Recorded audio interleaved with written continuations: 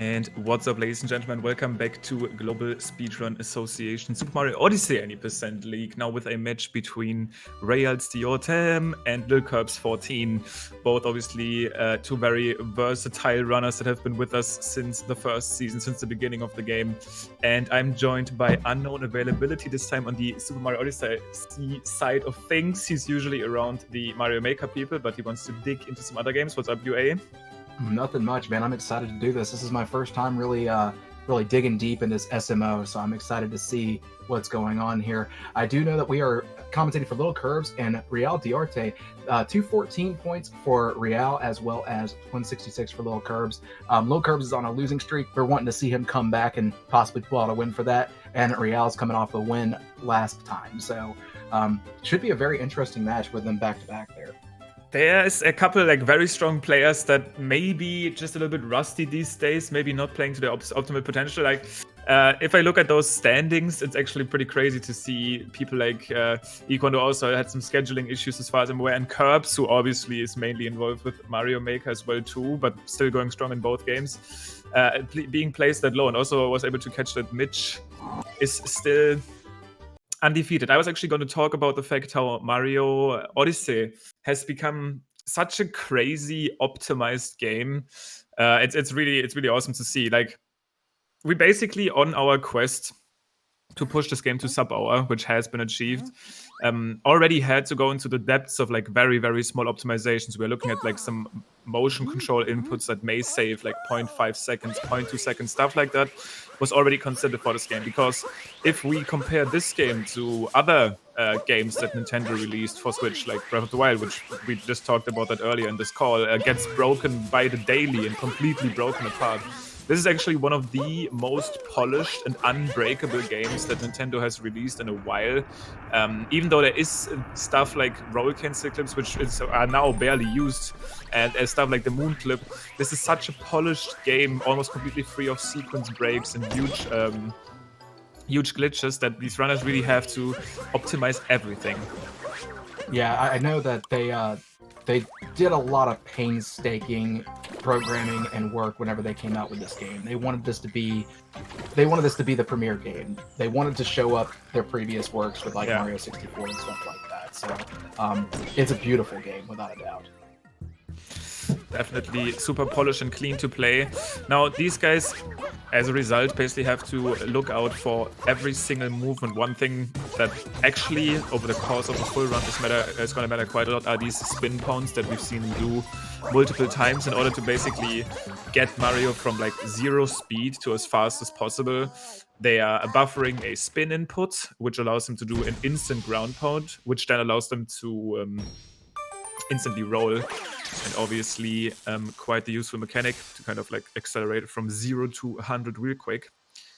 And they'll basically be doing that on the start of every screen. Now, after Cap Kingdom, it looks like LilKirbs has snagged himself elite. Raya was missing the left side jump there, which is a tricky jump. Yeah, only by about 2 or 3 seconds. I'm sure there's quite a few spots to make that up down the line now. Absolutely. Cascade Kingdom in this patch, which is the 1.3 patch. I do occasionally still talk about this because back then I want to say in its prime, before sub-hour has been achieved, everybody was running the 1.0.0 version, which allowed us to skip this first moon, but it's not possible anymore. One is opting for a normal Cascade now, where they do get the first moon. Yeah, Real missing the first input to be able to go and smash that rock to get the first moon, so it put him behind by a couple more seconds there. That's rough. I do want to say Cascade for the most part is pretty lenient. The mistakes that you can make here are most likely stuff in the boss fight. The infamous dino skip is missed occasionally here and there, which does lose a little bit of time, but I think the most punishing mistakes here would be making mistakes in the Madame Brute boss fight. And then later on, if they want to be optimal, they're going to go for a strat called chest clip. Most runners that have been sticking for longer know that one, which is still the most optimal moon to get at the end of Cascade Kingdom. But there's a moon that's almost as fast for way less work, so I'm interested to see which two they choose. Now, for these SMO runs, how much RNG comes into play? Because I know a lot of it comes down to just really specific movement and knowing the route of the moons and hitting those, just, you know, getting the right movement on that. Because there's a lot of really precise movements when it comes to bouncing off walls and doing the hat throws and bouncing off the hat and things of that nature. But where does RNG come into play for a run like this? Yeah, for sure. RNG is actually almost a non-factor in this run, which is also quite awesome for most runners. Very few sections come to mind where RNG can even lose your time. Specifically later in the mid-game sections towards Metro Kingdom is where I'll point that out. But for the most part, this is completely reliant on movement, reaction time, and it makes for a pretty exciting speedrun, specifically in a race scenario. Now, we are still looking at a pretty even run. One thing to point out is that both of these guys tried to pick up as many coins as they could there in that boss fight. That's because they need 100 coins in the Wooded Kingdom, the fourth kingdom of the bunch. Well, I guess technically the fifth, but the fourth kingdom after leaving the cap, which is kind of the tutorial. And now both of these guys are actually going to be going for this chest clip that I talked about. Looks like Raya might have missed it there on his end. He didn't get as much of an upward momentum from that specific backflip input into the moon, but Kirbs did it, and he was able to travel to the globe in an out-of-bounds way. Raya had to go for the backup strat on the other side, losing a little bit of time there. Yeah, Rayal's still about 4 to 5 seconds behind. Now, it's looking like, with the fact that RNG is a little bit of a factor, that means it's going to come down to just optimization of straight movement, which is pretty much. I mean, watching LilKirbs just over time with other games as well, it seems like LilKirbs practice quite a bit on just being on point with all the inputs he possibly can. So yeah, absolutely. Now, he may not be at the very top of this game anymore, but there was a time where he definitely was. I think we were talking about that during a segment in a Mario Maker race. Before that, Kirbs was the first person to reach the legendary 1 hour flat time. He hit a PB that was exactly 1 hour and 0.5 seconds, and that was actually like the final boss before we were able to break through that 1 hour barrier. So he was at the top of the game there for sure. Now, there's people like Mitch in this league, like Tyron, who have even taken things to another level, and they're doing ridiculous inputs for like 0.2, 0.5 time saves. Pretty much all of the top players in this game are forced to do that now. Runs like Yuya, who's not part of this league. But this is what makes this a really exciting race game, because that's all it's going to be. What it's about. It's going to be about your practice, about your movement. Now, when it comes to time losses, most time losses in this game are a little bit of like movement flaws. Bonks happen here and there, and bonks, depending on if you bonk very high and fall down a lot or just on a straight area, will cause you a decent amount of time loss. But later on, when we go into these later kingdoms, there's specific sections where you can lose up to 30 seconds or a minute.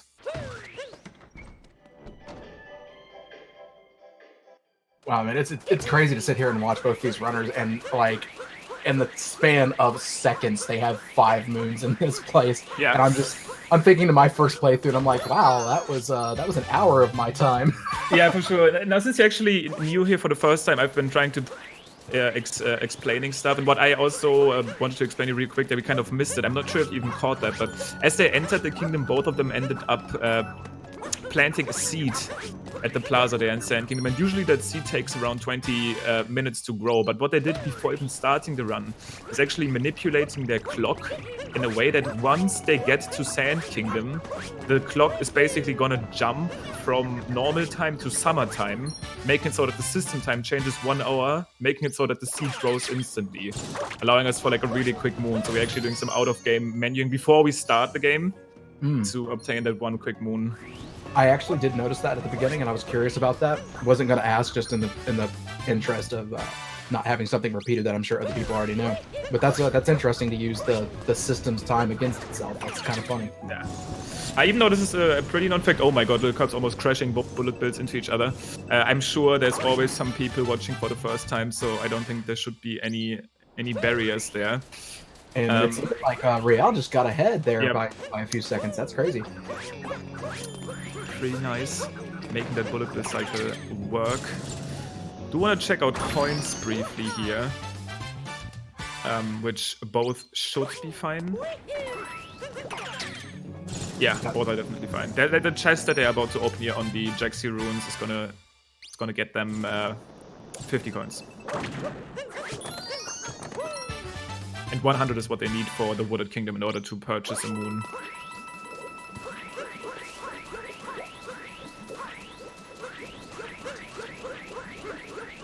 Yeah, each of them over that 100 point now, 111 on LilKirbs' side and 104 on Reyal's side. So it looks like they reached the point that they needed to make. So you said they needed the 100 for here, right? That's where they need that. Or yeah, no, the Water Kingdom.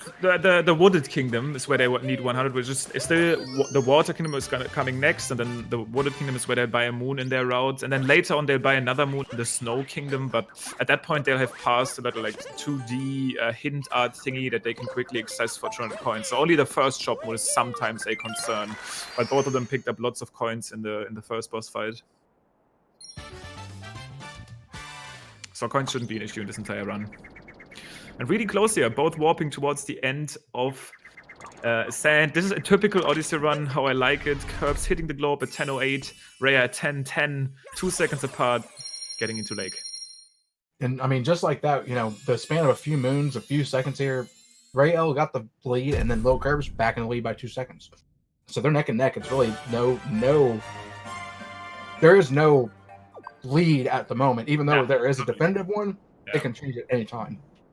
Absolutely. Lake Kingdom is a kingdom that, other than one specific trick, is actually not too likely to do so. On the highest level, this is a pretty lenient, straightforward kingdom. Mistakes always happen, but there's kingdoms where that's more common or more feared, such as the Wooded Kingdom, that's known to potentially kill runs, and also the Lost Kingdom coming up later. But Lake Kingdom does host a very infamous trick, the Lake Clip, which we talk about, which you can also gain and lose time depending on how fast you do that clip in. But we'll get to it. It's going to be our...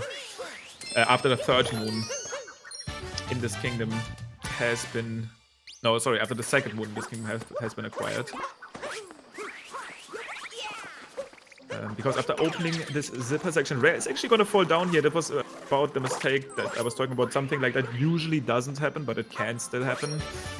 Very quick backup though, but we should focus on Kirbs' screen first, as he's trying to line up for this lake clip, clipping into this corner. First you have to kind of find your ground, and Cappy is going to clip for this corner, then Mario is going to do the same. You can slowly but surely traverse in that out of bounds section, opening that chest, which is actually not the major part, but you do get the checkpoint up there, and that checkpoint is supposed to be gotten way later when you return to the kingdom through the painting. But that way they can actually travel through out of bounds, get this moon, and then warp up to the painting section here and get that painting moon as well. Wow, that's insane. That's insane to see. So how many clips and out of bounds moments are there really in this run right now for any percent?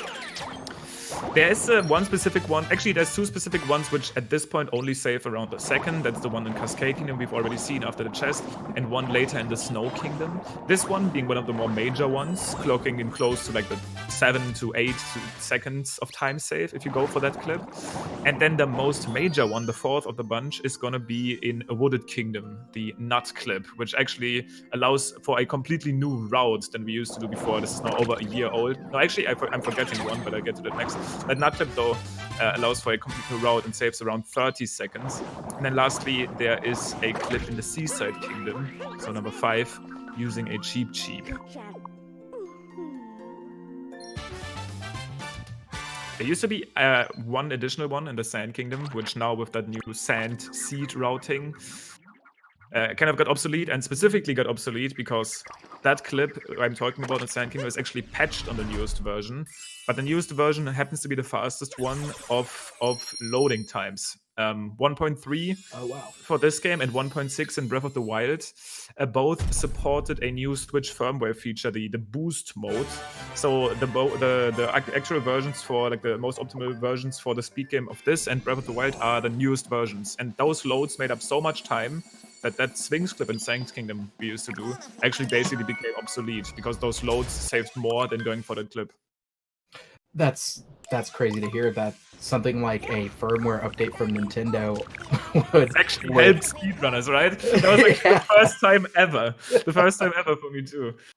I don't think I've, I was gonna say that's probably the first time I've ever heard of a firmware update, especially in the newer dates of any company for that matter, of a firmware update helping speedrunners. Yeah. Definitely on the more rare occasion.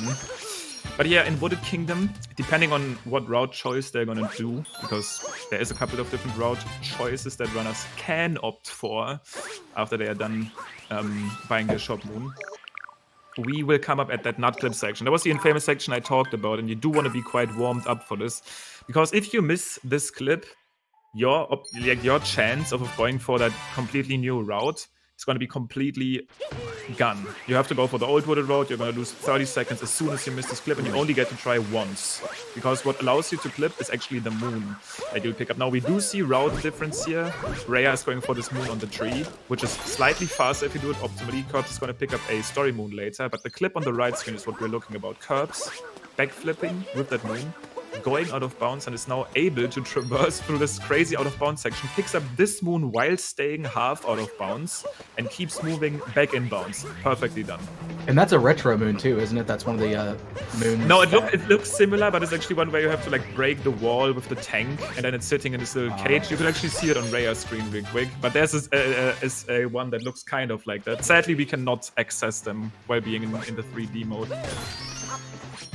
Oh, okay. Yeah, that makes more sense that it doesn't let you actually access it. I was wondering if you, if with these clips that you're doing, if it was still technically there, but no, okay. Now, even though Kirbs is in the lead right now, that is also a little bit placebo, because as I said, Rhea opted to go to the right, to that tree moon, so he's actually one moon ahead. Kirbs is now going to come up at a big piranha plant and is going to hit it, and he's going to pick up the moon that piranha plant spawns, which is technically around a second to 2 seconds slower than getting the moon from the tree that Rhea already got. So we might see Rhea catch up to Kirbs very soon. Yeah, and Kirbs lost about a second there whenever he had to go back for the moon whenever he was in the dude that has the elevator legs. The uproot thing, yeah, exactly. Yeah, so he had to go back for that, and that unfortunately, when you miss the moon as it spawns, you have to go back. You kind of, as a speedrunner, you have that moment of, oh, great, and you just kind of lose your train of thought for a second. Yeah, we see it right here. Rhea actually able to skip that piranha plant, is going to take the lead, but Kirbs right after him. Both of them are going to be skipping that flower road that you can usually access by pressing the P-switch. Rhea is actually forced to skip that flower road because his P-switch wasn't even open since the piranha plant was still wreaking havoc. But it's going to be taking the lead. Kirbs also almost falling down on that crumbling tower, but stays up. I can imagine going for the piranha plant is a decent backup strat for that spot if for any reason you run and have a mistake or something like that and you need to use the P-switch at that location. I don't think it probably happens very often for these guys. They look really optimized. But you do have a point that piranha plant moon is definitely the way to go as a beginner. It's the easier choice of the two. Like what Rhea did, going to that moon on the tree, that requires some really precise uproot movement, like those onion dudes movements to even be a fast moon, but he nailed that pretty well. That piranha moon is usually the play when you start out running. And that's the great thing about Odyssey in general. It's just such a beginner-friendly and easy to get into speed game. Great resources and even great options for things. Like, you can so easily take out strats and add them later, maybe for the cost of like 3 seconds. Like, you don't have to go for this crazy jump. Okay, I do the easy version. I lose 3 seconds. I can add that later. There's other speed games out there where if you want to run them, you have to do a specific, very hard, like frame-perfect trick in order to save minutes or something that may not be very accessible. But Odyssey does a really good job, because all that Odyssey speedrunning is, for the most part, other than the out-of-bounds stuff, is basically just someone playing the game really well and like really fast. The true definition of optimal, just making sure you hit the inputs correctly, which honestly, a lot of games out there have so many manipulations and things like that. To hear that Odyssey only has one manipulation, and that's just something to do with your time on the Switch, that's pretty impressive. Especially with how much runners have tried so hard to bring this 80% record down further and further into that 50-minute and that range, and just try to cut off as much as they can. It's really impressive to hear that it's only a few clips, only one true manipulation, and nothing truly game breaking like you see in some of the other games. Yeah. And once again, it actually got less. We used to have this clip in Sand Kingdom, specific like weird clip using a pan bro, which is basically a hammer bro throwing pans, which is specific in this game. In the Luncheon Kingdom, which is also patched out. Oh, Reya's actually going to miss that cloud activation. It's going to fall to the death pit, and this is going to make it so that LilKirbs instantly takes the lead, which is quite exciting. The Cloud Kingdom, other than the beginning section, is almost pretty auto-scrolling, but I'm interested to see if Kirbs might go for the true gamer strat after this hit. Looks like he's gonna try it. Nope, never mind, I got baited. I was talking about these little 2D Mario dudes earlier that are hidden in kingdoms. There's usually a section that you have to ground pound, and if you ground pound them, you get 200 coins. Oh. They lose time wherever you get them, other than here. There's actually a hidden 2D Mario dude in this kingdom that you can, if you play perfectly, ground pound mid-fight, so you don't lose any time. Both of them are probably going to get one in Metro, which is going to lose them half a second or a second. But this game has been at a point where people go for that. Like, they go for crazy 0.5 seconds time save. Well, I mean, you were talking about it yourself with Kirbs being the first one to get that first, like, dead-on hour time save. Every millisecond. Perfect example. Like, the trick right there wasn't a thing. But if it was, and he didn't go for it, that could have been the difference maker. Like, it's actually that close. Mm-hmm. Now, Lost Kingdom, this is a close race, which is pretty hype. But Lost Kingdom is oftentimes the race killer, specifically when the energy is high. Because this kingdom is one of the kingdoms I talked about earlier, how maybe you take a bonk and you... Yep, it's almost like I want to say I cursed Reya there, but that is what I was talking about. In Lost Kingdom, if you make a mistake, if you miss a dive, if you bonk somewhere, you will not only get away with a bonk, but you will actually most likely fall into this poison pit, which is instant killing. And the way we route Lost Kingdom is by not picking up any checkpoints, because we are essentially starting at the Odyssey, and the usual story event here, if you remember this from your casual playthrough, is this Klepto dude, this vulture there, should usually steal your head, but you can actually make it up to him and activate this trigger like Kirbs just did, and he will be deactivated, skipping that entire story event. Oh, wow. That's crazy that you can skip that like that. Now, one of the things that I do find interesting about this particular spot, this is, like you said, this is a run killer where it's so precise. If you're looking at when they're jumping off the hat and hitting these jumps, they're landing on almost the closest possible pixel from the edge. I mean, look at this at Kirbs' screen right there. You literally basically you land at this like very, very tiny ledge in order to duck under that trapeze, which is then going to break the cage, and you get the moon. Man, that's just so close. Man, that's like stressful to watch even as a commentator. It's like, this kingdom is always gonna be harsh on people, specifically when they start out definitely super feared. Reya is not gonna make that trapeze, which is for some reason the name of this enemy, hit the cage, but there is a super quick backup moon here, and he's aware of that in that stone cave. So he's gonna get that instead. Yeah, definitely really fast backup. Because if you miss that, you're already in that spot to go ahead and grab it. That's an extremely nice backup to see. I'm almost more interested in seeing like the backup strats at times, because it tests the runners. Absolutely agree. 100%. Yeah, as soon as it's a unique skill. Yeah, it's a unique skill. Like, that's the difference maker between like a great runner, the record holder, and a great racer. If you're aware of all of those backups, which is gonna help you in your speed runs, but there's some specific strats. If you miss them, you reset. Like on this level, of these guys are right. Like, you just reset. You lost 10 seconds, run that. But if you know backups for these situations in races, that's gonna be crucial. Yeah, being a good racer is a lot different than being a good speedrunner, because good speedrunner resets a lot. Yeah. So resets don't happen in races. it's either finish or forfeit, you know. So that's actually kind of interesting to see how these runners are working this out, how they're managing to find the backups and not let it bother them, and truthfully just make it to where they're still in it. Because Rail does not look like he's that far behind from LilKirbs, even though that bonk happened.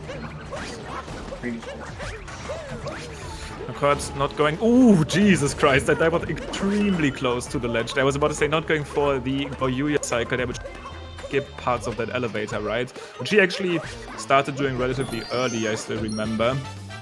But it's just gonna go through the city hall as normal, and he's actually gonna come up to the section it felt like not too long ago I described to you, but they're already in basically the halfway point of the game in Metro Kingdom. They still have to beat that kingdom, which is one of the major ones, even in the speedrun, as you have to get 20 moons to get out of there. But this fight here, the Mecha Wiggler fight, is actually one of the instances where RNG plays a role. Now that first phase is always scripted. Basically, if you know where to shoot, you're gonna hit. LilKirbs actually missed shots there for a little bit. But after this Wiggler guy goes to the wall, he's gonna appear on another wall, and his movement is gonna be random. Depending on how he's gonna move, you can have an easier time or a harder time. It is still relatively like reaction based. You can make a bad pattern work, but the better the pattern, usually the faster you are gonna be. And I do remember whenever this game first came out a few years ago, and they were spoiling the pictures of New Donk City and Metro Kingdom. And this was one of the bosses they showed, and everybody was freaking out. They're like, what is this?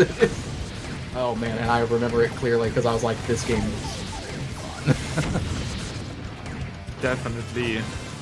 LilKirbs actually missing shots for a little bit, but is gonna get the 2 cycle. That's the major thing about the fight. You want to defeat Wiggler when he comes out of the wall for the second time, which for some reason, when you shoot him, he like doubles in length. I don't know exactly how that works, but he's just like twice as long when he comes out of the wall for the second time. That's when you want to take him out, because if you miss that cycle, he's gonna go into the wall again, start zooming around the arena, and he's gonna be in that state for like 25 seconds, which you won't get those back. Rhea with a better Wiggler, for sure. He's definitely making up some time here. Oh yeah, he did make up a lot of time on that. He took one hit, but it didn't seem to phase him at all. Got him down. That just freezes the game for like a little bit. Now that's actually still a point that I haven't explained to you specifically, and maybe to some of the newer viewers. If you take damage, and that is not prevalent on these multi-moons, they will automatically fill you up to 3 HP again. But if you take damage in this game, picking up a moon is going to replenish your health. And that actually comes with a 2-second animation that shows your health by being filled up. So taking damage is actually 2-second time loss on every other single moon, other than those triple moons. And that's a lot. It is. In this, for sure, for this level, it's super noticeable. Now, there is a meta route, which I actually have been part of kind of finding back then, which runners have been starting to do.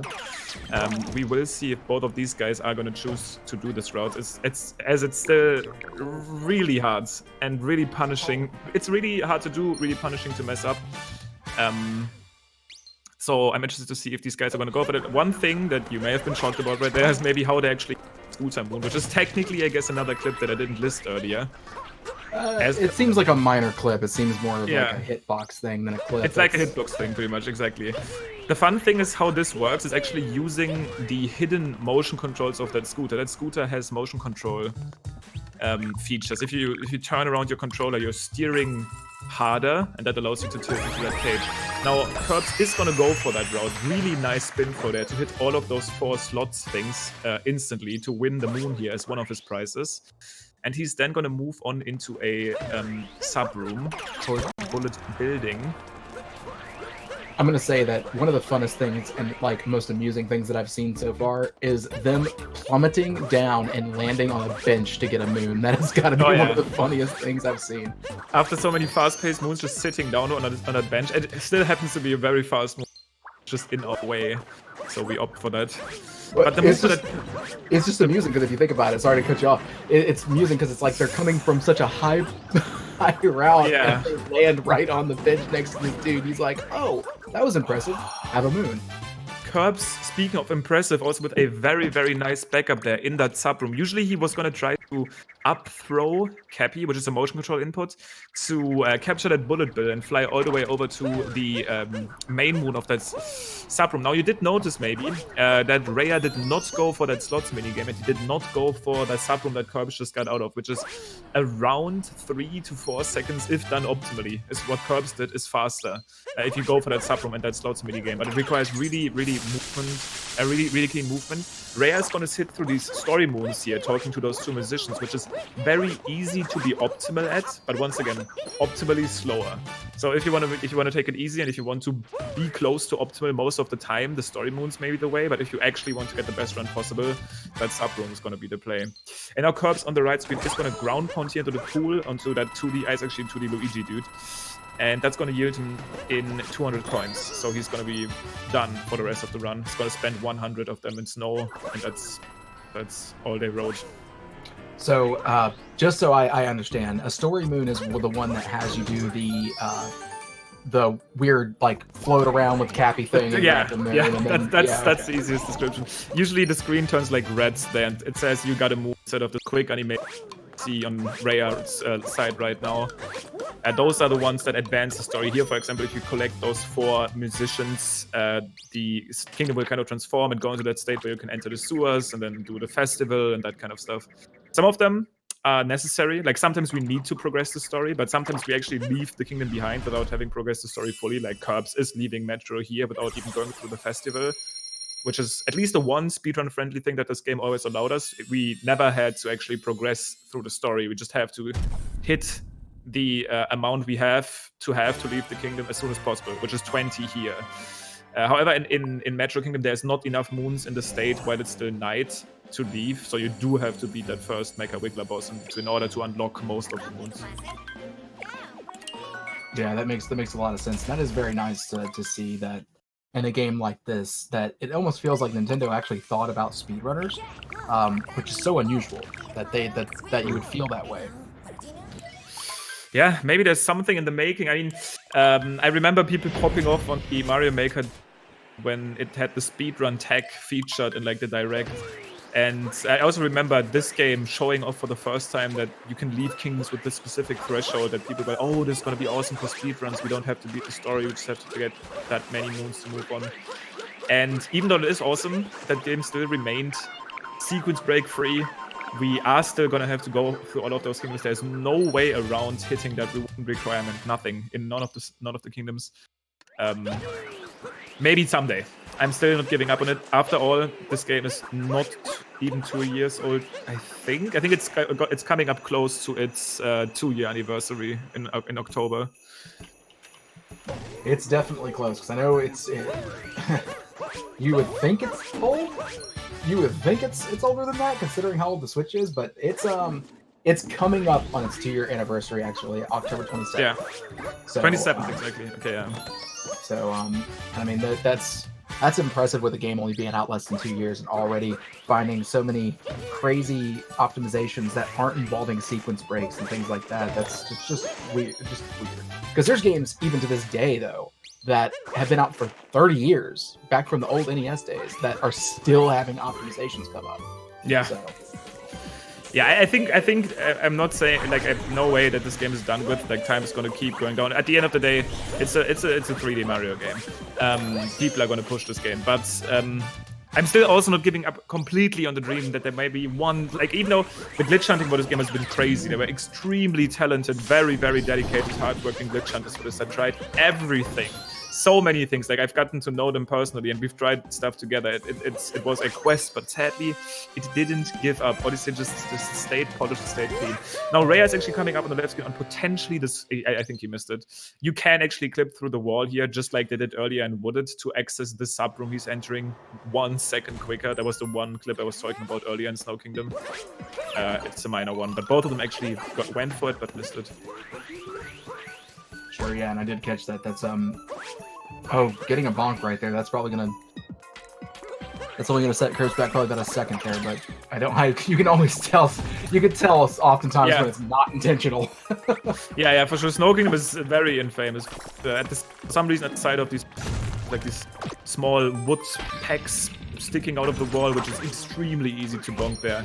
Because one thing that I mean, obviously, while having seen it for a long time, I don't even think about it anymore. But the fastest move in this entire game is rolling. If you go straight anywhere, for example, like there, you want to roll, and you actually want to motion control roll, which allows you to get in more roll boosts. Rhea is going to do it here on the left screen, just keep rolling, which is going to make you very vulnerable to bonks. Because if you hit anything in the roll state, you'll bonk.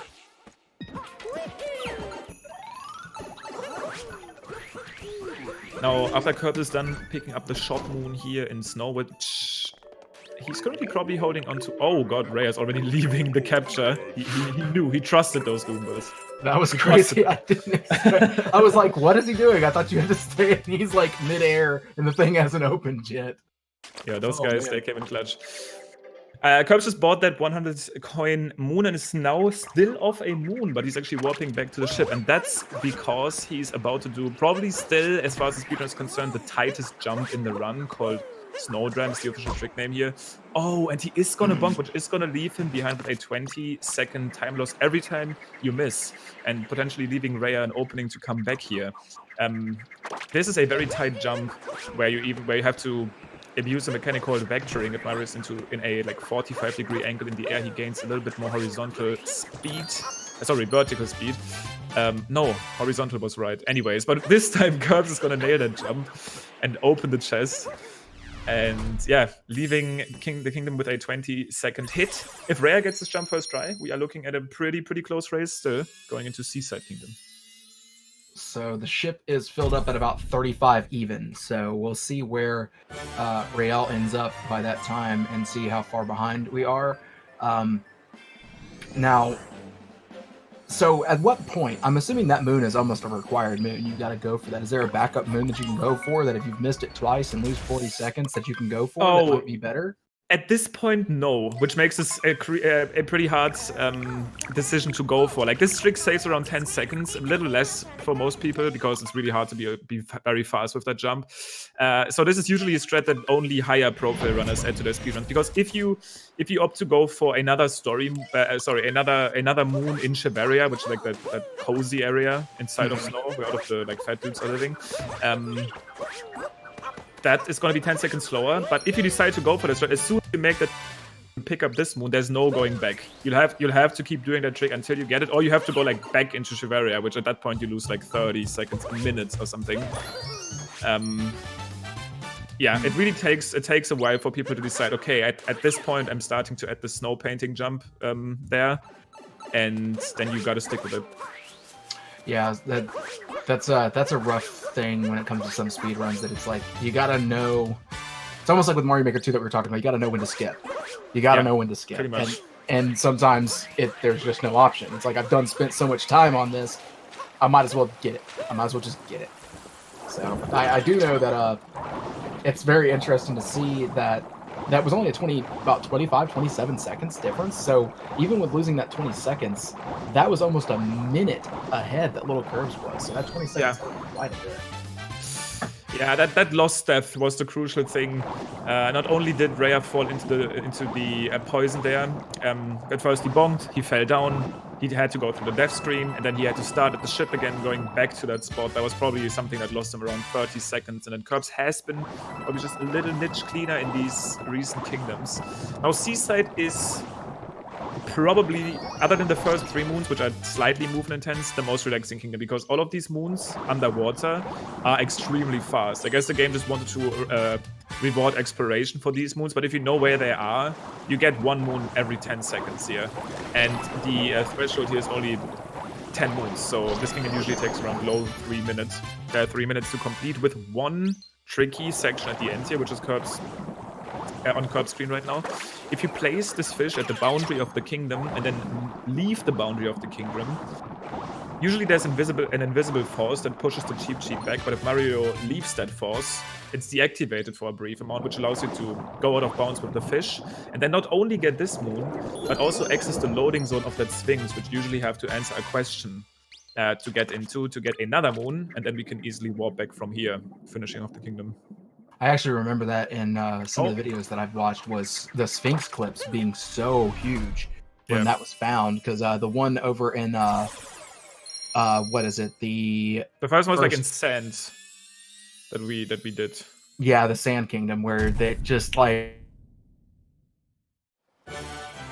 this guy, because before he had to answer the questions, and it just took so long. Yeah, for sure. And the one in sand actually got patched out because it was using the cancel clip mechanic, which is a very tight input you had to do close to a wall in order to just pass through it on specific points. But this one, not a wall clip in the usual sense, so that is still around in the newest version of the game and fits into our route quite nicely. We were looking, I still remember, we were looking for a Seaside route change for the longest time. We couldn't find anything. That route was so old. Until Circle, who is one of these infamous glitch hunters who's done so much for the community, just came out of nowhere. Oh, guys, I found this clip. And then Tuval, who's actually been a major like glitch strat hunter for like all 3D Mario games. He found like Gelato Beach Skip and Sunshine and stuff. He just came up with that route idea and it was finally done. Good stuff, good story, good history for this game. I'm still missing some content. I think there could be a very good video about the history of this game, because there was crazy stuff. That quest for the sub-hour mark was something special. One of the videos that I watched that was really interesting to me, and LilKirbs' name I knew of him, but I was wondering what stuck with me, and when you mentioned it on the Mario Maker stream that we were doing, that he broke that 1 hour mark, there's a video talking about the different steps that SMO took with every new clip, every new deal found, that the steps that were not done by the same person. That this is one of the communities that collectively has just found everything they needed to do, breaking every barrier possible by different people. There's definitely the names that people know, but it's like different people at different steps have done so much different. And it's really impressive to see the community come together so solidly to just make this game. I don't want to say trivial. Trivial is not the word, because this game is not easy to run by any means. No, for sure. Like, this was my first game when I started in like early 2018. I've been watching time, but I think I got spoiled specifically from this time when it comes to now going into other communities. How incredibly hardworking people in there were. Like, there were people that spent like multiple hours a day on like glitch hunting, strat hunting, even compiling specific sheets, timing strats, comparing stuff. It was actually crazy. And I think it's gonna be hard to find a community like that again, which I'm not mad about, because in other communities I get to do more myself, but like everybody was so involved. It was crazy. Yeah, and I definitely appreciate that about this game, and it's daunting to me, because I'm not exactly one of those people who's like perfect speedrunners. I'm not that kind of guy. I'm definitely not that guy. I don't think that burn was intended.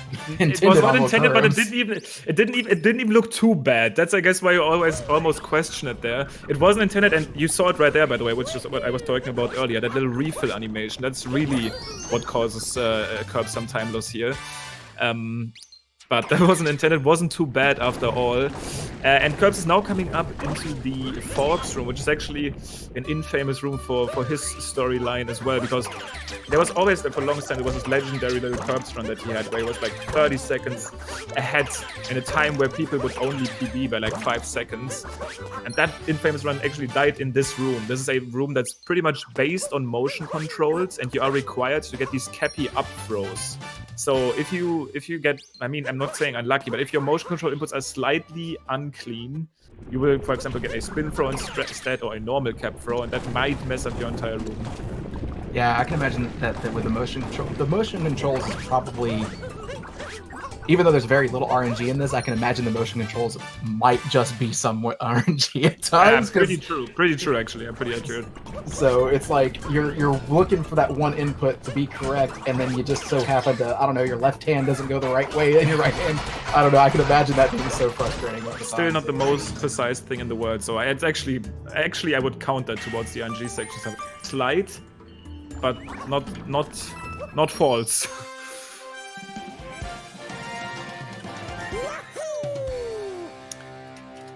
Now, Curbs was able to acquire that Cheese Rock Moon a little bit earlier, and this is actually a specific section I talked about earlier. Back in the day on that 1.0.0 patch, we were able to capture one of these pan bro dudes. Ooh, he just killed him. That's killing him, unfortunate. He needs that to break the cheese. But back in the day, we could bring a turnip, which grew on that higher section, higher ledge up there. And using that turnip, we could force this pan bro dude out of bounds, aka into the cage that Rhea just broke by pulling that lever, which would skip this animation of the cage breaking and even breaking the cheese in the first place. Sitting around 7 seconds to 8 seconds, but was patched out after the 1.0.0 patch. Actually, after the in the 1.2 patch that was patched out, which was the first major patch introducing stuff like Luigi's Balloon World. Yeah, and then of course with the newest like firmware patch and things like that for the Switch itself, that has made it to where that clip is just not necessary anymore because it saves more time having the faster load times and things like that. Yeah, exactly.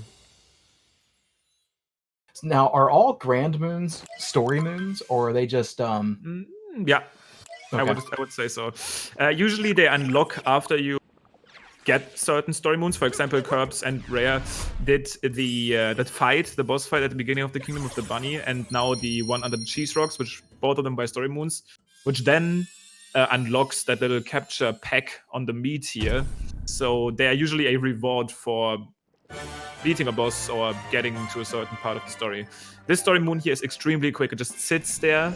It's absolutely crucial to the fast completion of this kingdom because it just sits there, you grab it, and it warps you back to the ship. Really, really fast, 3 moons. Yeah, and it's funny how they give you all those platforms on the side. They're like, it's like they want you to speedrun, but then that's probably like, the harder hey, way. Like the platforms are probably harder. It really does look that way. It looks like it's way more daunting than what it should be, and you're just sitting there looking at it like, nah, I'm gonna go straight there. I'm just gonna skip that. Yeah, they gave the option specifically that cap bounce, which is an intended mechanic. They also made a Twitter post about how useful that would be. It's just breaking some of the quote-unquote intended platforming a lot in that game. So, quick question for you: in the 80% route, what is the minimum moons that you get? What is the amount of moons? 124. That's what you need to access the Moon Kingdom, where you won't get any moon, and just beat Bowser. Gotcha. And by the way, shoutouts to probably my favorite boss in this game. This boss is so cool to me. And it's absolutely a great point how cool this is when you see him for the first time. It's easily the least exciting point in the speedrun because it's a total auto-scroller. Now, Rhea actually infamously holds the best time. I always used to hold the best time, probably I'm not anymore, but back then, for the Ruined Kingdom. Because all you can do here is fast early game movement, like they did right there to get into the arena, and then hitting those little like swords or keys as fast as possible and ground pounding the dragon as fast as possible. Which is really all you can do, but it's at a really nice time in this speedrun. It's not like it's the last boss, or it's not like it's the first thing where you have to reset after this guy. It's at a nice time where if your run makes it to this point, it's probably a good run, like in an actual attempt. So you get to catch a breather for a second and then move on to harder kingdoms. Yeah, and of course my comment was completely like not obviously. I know. Because it's just, I mean, hey, let's face it, this boss looks cool. It does. It looks kind of out of place, but it also super cool. Like, I obviously remember those obvious like Mario, Dark Souls comments. It's such an uncommon thing to see in this like cute little platformer. But I mean, it is the badass, a cool boss. If they were gonna do it, you know, it was a good time to do it with introducing New Donk City with all the humans, like the actual human characters, because that was so strange to see too. People were really like, I don't know how I feel about this. That first trailer when Mario was like in New York, people were throwing out like GTA jokes and stuff. How he like randomly was roaming around in New York City. I do remember that too. They were talking about him stealing the car, and I remember a couple of memes popping up from that. For sure. Yeah, but with all of these boundaries that they took and showing of weird worlds, we can only hope, and I am assuming that there is gonna be a a second part of the story. With them not doing like any DLC for this game, which would have been so obvious to add like a kingdom or two, I feel like they had something in the works that could still use this engine and could still explore new stuff. But we'll see.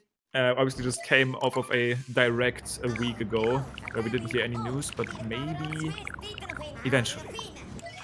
Yeah, we didn't hear any news about SMO or SMM2 for that matter, but you know, a lot of people were disappointed about that. A lot of cool games coming out, but LilKirbs still keeping a really good lead here. He's still kind of inching forward second by second, and every second counts. If you were to guess a spot that was going to make up the time for Reyal and get him closer, where would that be? A good point. That's actually gonna happen in this kingdom. Now, this kingdom is the longest kingdom in the run, but that's mainly because of cutscenes. This kingdom is kind of instanced from like different islands, and in order to approach the next island, Curbs did take a bonk here, hopefully still getting that ogre, Stairface Ogre is actually the name that Nintendo gave these guys, in time. They always are going to have to sit through a story moon cutscene, which kind of unlocks the next island and so on and so forth. But at the end of this kingdom, there is probably the hardest boss in the run, which we completely fight unintentionally. Like, not unintentionally, but in the unintended way.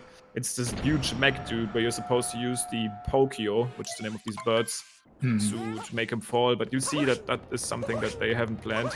They will not use any birds.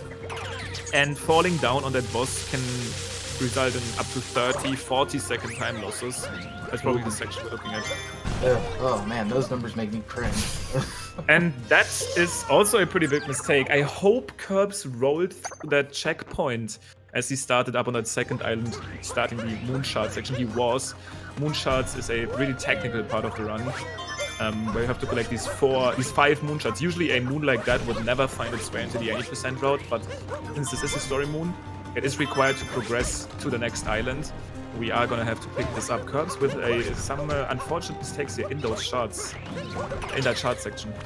Yeah, it's looking like this this particular world here is causing him some strife. He's taking some unnecessary bonks, and that's tough.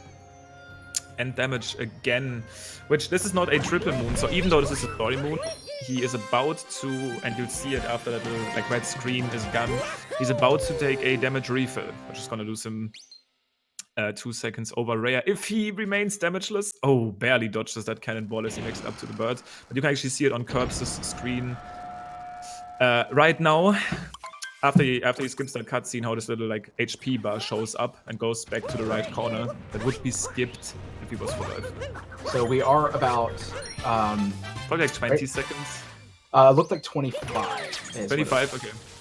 Yeah, so it's still within the 30-second range. We're at 25 right now, but there's still.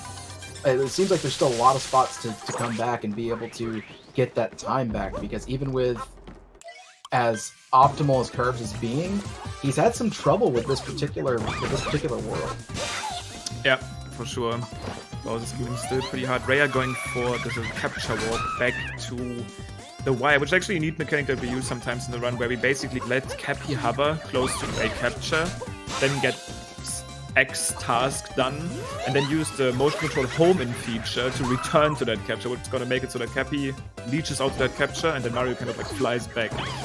Now here we get a choice between fighting Harriet, which is this bunny, or Topper first. Most runners choose Harriet. I don't know why. It technically doesn't matter, but Harriet is the choice, in my opinion, the best choice for the speedrun. It's just kind of how things were done, but there's some outlaws there that like to fight Topper first. Both of these guys, though, opting for Harriet. First, that is. It's not like you get to choose which of the two you fight, you still have to go. The order doesn't matter. I can imagine it's probably the easier. Well, maybe not. I don't know. Looking at both fights, it looks like they're both relatively easy to these runners. It's like neither one of them is. Yeah. I want to say optimally Harriet is a little bit harder, because there's these purse threats and some tight move that you can do to. You can optimize Harriet more, I want to say. Or it's harder to optimize Harriet. But for these guys, it should be about the same. It should be just what they are used to.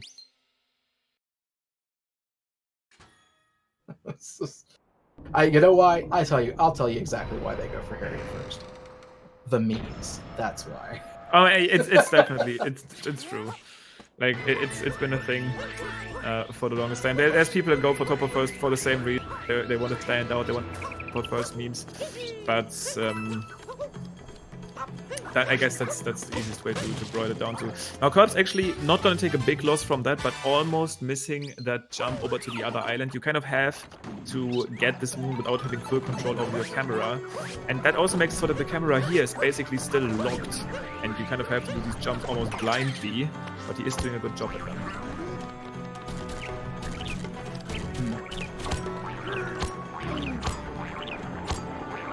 That actually reminds me of another speedrun where you're doing a lot of things off camera. You spend all this time off camera running around and figuring out where to go. I'm trying to remember which speedrun it was, but there's a bunch of them that have that. But there's one in particular that I'm trying to remember exactly that forces you to have that camera locked in a spot and you're doing all your movement off screen. Wow. I was thinking about Skyward Sword at first, where basically like you look at the home screen if you've ever seen that, and then for some reason Link is moving around as you are watching the home screen. But let's get back to the Mecha Brutal fight real quick, as taken out 2 of the bubbles of the mech without any bird usage, and it's then going to make it back to the top of the mech. I hope that Rhea can match that. It's going to hit the first, and hopefully also the second bubble. Now, the main time loss that you can take is if you fall down on that last hit. Curbs is going to hit Harriet bubble first, and then it's going to line up for a snipe for the target acquired spread to hit that last bubble. He's going to nail that one, so that potential time loss is avoided. But if you fall there, the Mecha Brutal is going to zoom around the arena for the longest time if you can't get back up. Let's see if Rhea can match this. Man, that's crazy to see, because you see them kind of bonk a little bit, but it's almost, that's exactly what the boss is intending to do. Yeah, it just looks too perfect to be true. Essentially, the boss is like throwing Mario back, so he's there, but that kind of helps us to line up our next like shot almost into one of those glass bubbles. But both of these guys was pretty nice mech fights, pretty optimal, no faults, no unintentional problems, which doesn't mean that Curbs has won the race, because even though Moon may not be the hardest kingdom of the run, it has huge time losses, like huge potential time losses. And Curbs was actually one of the very few people that got the taste of this absolutely horrible time loss at the very end, when you kind of like make those pillars fall on the moon before you leave the kingdom and beat the game. If you die there, you can lose like 2 minutes. It's very rare, but it happens. So no race is over until they shoot out of that last wire.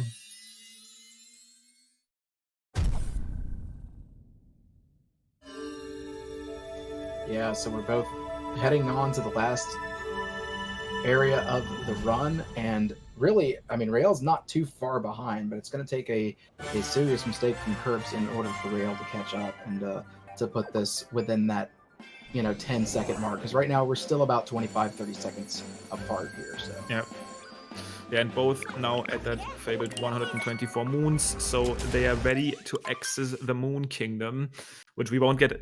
Funnily enough, on the moon we actually don't get any moons. There are moons on the moon, but that only matters for longer categories where you have other goals than beating the game, such as unlocking the dark side or the darker side of the moon, which are 2 great categories. But also required to do lots of more 2 more moons. But these guys are just looking to beat Bowser and then escape, so they are going to make their way to the chapel. And the main mechanic here on the moon is actually what we call the moon vectors. Curbs is already done with them. I was gonna be taking damage here, which will not result in a refill, because no moons, right? Remember that. But Rhea on the left screen is doing them right here. Moving Mario in these 45-degree angles actually, for some reason, I don't know how that's coded, increases his mid-air speed, and specifically on moon gravity. That's really nice. Now, the second biggest trick, Curbs is doing it right now, the moon cave skip. Actually, that's the biggest trick, but we are just so known to it. For some reason, if you jump precisely, you gain a second wall jump on that wall. If you jump on this link, which allows you to skip that entire moon cave, which is like a 4- or 5-minute section. But that has been literally found like 1 day after the game came out. And not surprised at all by that, to be honest with you. Yeah, it seems so obvious. I always place there. obvious sequence break. It's not a true, I guess it's kind of a true sequence break, but it's just a huge skip. You knew from the get-go. And, shout outs to Mario for coming to the wedding already dressed, making sure that he's at least going to wedding crash in a proper suit. Yeah. Shout outs to Mario. In style, for sure. That last section definitely also casual being amazing, specifically when you actually get to capture Bowser. But these guys now have their eyes set on the prize. And one thing that I'm obviously going to briefly mention here, since this is a different format than we have on the Mario Maker side of things, here in this league, runners get obviously rewarded for a win, but also depending on how much they win by. For every 10 seconds they win more by, they get an extra point up to a certain threshold. Standings are going to be updated immediately pretty much after we are done with this race. So you want to win by as much as possible. And even though Curbs is looking strong to take this one, Rhea still wants to get as many points as he can. But this race isn't over. Curbs are on the last phase of Bowser, and he's then going to start his escape section. Looking at around a 1:01 pace here, 1 hour and 1 minute. Very strong. So the Bowser section takes about a minute 40 seconds to get through. The escape usually after capturing him is like 2 minutes, and slightly less if you play really well, but 2 minutes is like a good threshold from capturing him until the game is done. Gotcha. Yeah, I do remember this part too, that where taking over Bowser was just such a fun thing. Yeah, it's like something that you didn't really think of, at least I didn't when I got here. And I didn't expect it at all. Kind of the perfect ending, yeah. Because, I think a lot of people from the SNES days were like, man, let us play as Bowser again with the, RPG thing, Mario RPG, where Bowser wasn't the bad guy, but actually deciding to have to help you in the form of being Mario, and you get to see the 2D Bowser. It's just such a cool little aspect. Now the 2D Bowser actually is very infamous for the speedrun. Curbs just got it pretty easily. But there's this one small jump that runners do in order to save 2 seconds, which back then, that used to be like, oh my god, why are they doing this? This only saves 2 seconds. If you fall, you lose a minute. But at this point, runners would do everything for 2 seconds. 2 seconds would be a tremendous time save in this game. People would celebrate it. They would pop off if they found one. Rhea trying to do this neat little, almost typical 2D wall jump like they do in SMB1, and actually kind of jump off this little ledge there. But also having a decent 2D section. Now Curbs starting off his final room of the escape, the pillar room, which is actually really hard to play optimally. You want to, you can't miss any of these shots. You can, but you lose time for it. And then that one thing that happens here sometimes, but can be avoided, and that happened to Curbs once, is that you actually get some sort of invisible wall for the final core block at the end. And that happens if you do a Bowser claw swing as the last pillar is falling. And that happened to Curbs before, losing in 2 minutes and the race in the first season. But that's not going to happen here. He manages to bring all of these pillars to a fall and then shoot out of the way at the end. It should take 5 seconds after he gets to Curbs on a finish with a 1:01.27. GG Curbs, and we've got Rails not too far behind. So pretty much making up as much time as possible, finishing within 20 seconds of each other. So there for the longest time, Rail was behind by 25 to 30 seconds, and then literally keeping it within 20. So that's not too bad.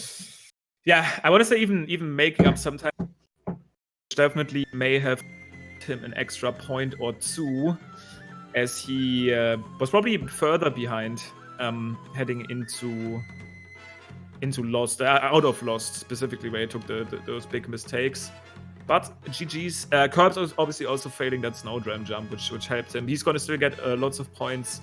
I actually don't even know if this was done live or if that was a recording, so I don't know if these runners are around. I'm assuming they are not. I think this was a recording. This was a recording, yeah. Yeah. So no interviews here. Now it is interesting to say that looking at everything here, Rails, the big loss for Rails was getting that bonk in that one world where you get no checkpoints. And Curbs, even with the few issues before that, the biggest time loss was that one where just hitting that bonk in that one world. So, but GG to both runners, and thank you for having me along for this commentary. It was a lot of fun. Yeah, for sure. It was really fun to talk about this game again and also touch on some basics. And guys, this is not it with the SMO action. We still have Econ versus Meebe, Dancer versus Chaos Sprinkle, and Tyler Turk versus Tyron all happening today. So stay tuned. That's going to happen after the intermission. And see you guys next time. Have a good one, guys.